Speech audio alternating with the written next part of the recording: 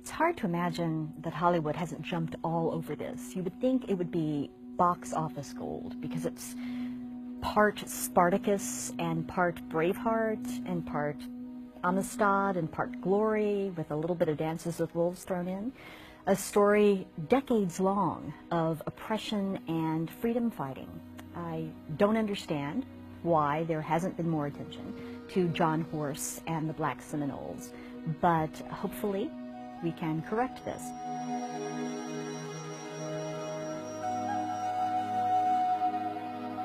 John Horse and the Black Seminoles deserve to be remembered for a number of reasons. They created the largest haven in the U.S. South for runaway slaves. They led the largest slave revolt in U.S. history.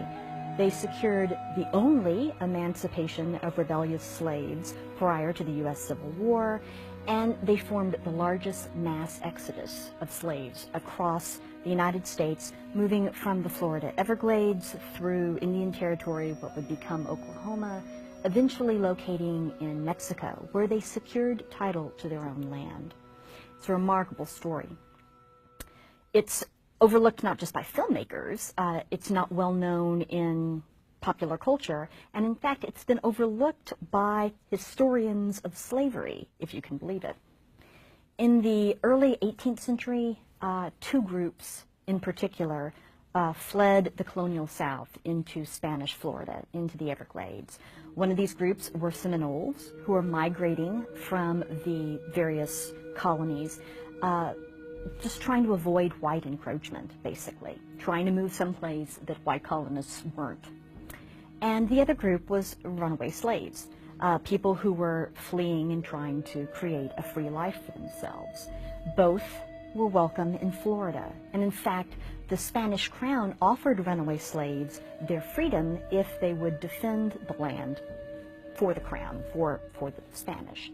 So a mixed society emerged in the Everglades of intermarriage, family intermingling between these runaway slaves and the Seminoles.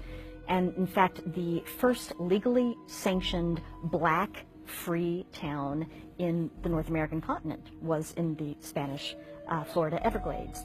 After the American Revolution, people living in the southern states didn't really like living that close to a large armed population of former slaves, particularly when they were in league with the local Native American nation, the large armed group of free Seminoles. And they knew that their own slaves felt free to run away and be harbored by this group. They knew that they were welcomed. And so from George Washington's administration on, there was questions of what do we do about the problem of the Florida Everglades. In 1818, this was James Monroe's administration, General Andrew Jackson actually moved into Florida, invaded it, not authorized to do so. He was actually pursuing justice against those who'd attacked Fort Scott in Georgia, but he did it anyway. He went into Florida and claimed it for the United States. When he seized the peninsula, he took the opportunity to execute some of the people who opposed him and also to clean out some of the areas of former slaves and Seminoles because he felt that this would make it better for annexation. The United States then soon actually bought Florida from the Spanish. When Jackson became president, he decided to make sure that the black Seminole communities were moved out by force. So he pursued this in his policy, his larger policy of Indian removal. This led to the Second Seminole War, which was 1835 to 1842, and became the largest and costliest of the so-called Indian Wars. Because the two communities were tied together, that is, the former slaves and the Seminoles, when the Seminoles were attacked in the Seminole War, this led to an uprising of the former slaves. In April of 1836, black Seminoles and their Indian allies moved together to create what was the largest slave rebellion in U.S. history. This wasn't just a matter of runaway slaves. More than 385 plantation slaves ran away from their masters and joined the Black Seminoles, essentially in laying waste to the Florida sugar mills, which were some of the most valuable areas, plantations in the whole continent. One Seminole leader at the time was the leader Osceola, who is justly remembered by history. Another leader who rose up at this time was John Horse, who was ethnically a Black Seminole, and who would ultimately lead his people on a long and trying exodus for their freedom. In 1838, John Horse and the Black Seminoles agreed to stop fighting the U.S. government in exchange for moving to what was then considered to be Indian Territory, which is now today the state of Oklahoma, and for legal recognition of their freedom. So despite the fact many of them were runaway slaves, they would have the opportunity to start over again as free individuals. Once they moved from the Everglades to Indian Territory, however, they found that their freedom was under attack, both by whites and by other Native Americans.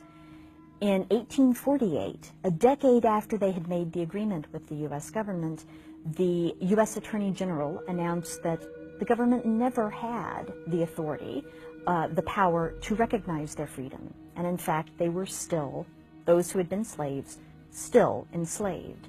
This was like opening season on them, basically declaring that they were there for the picking. And so they did the only thing they could do. They fled once again. Without security in Indian Territory, Horse and his Seminole ally Coacuchi promptly went to Mexico, where slavery was already illegal and had been for a couple of decades. There, Horse became famous as a general in the Mexican army, and his people found a way to make a life. Once they relocated to Mexico, things changed. When slave catchers from the Republic of Texas went over the border to try to find the runaway slaves, now free men, they met resistance not only from the Black Seminoles, but also from the Mexicans and the Mexican army itself. Eventually, the Black Seminoles, led by Horse, gained legally recognized Mexican land, nacimiento. Why isn't this recognized today?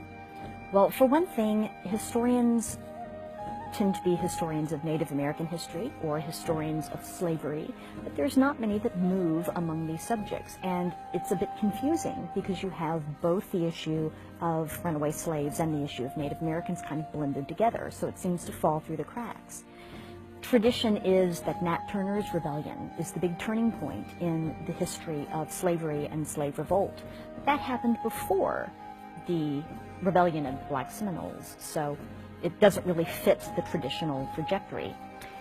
And perhaps most importantly, it really represents a blemish on U.S. history, not only because of the poor treatment of Native America as represented by the Seminole War, not only the poor treatment of African Americans through the device of slavery, but also because this group really did manage to negotiate a separate peace with the U.S. government, and 10 years later the government turned their backs on them.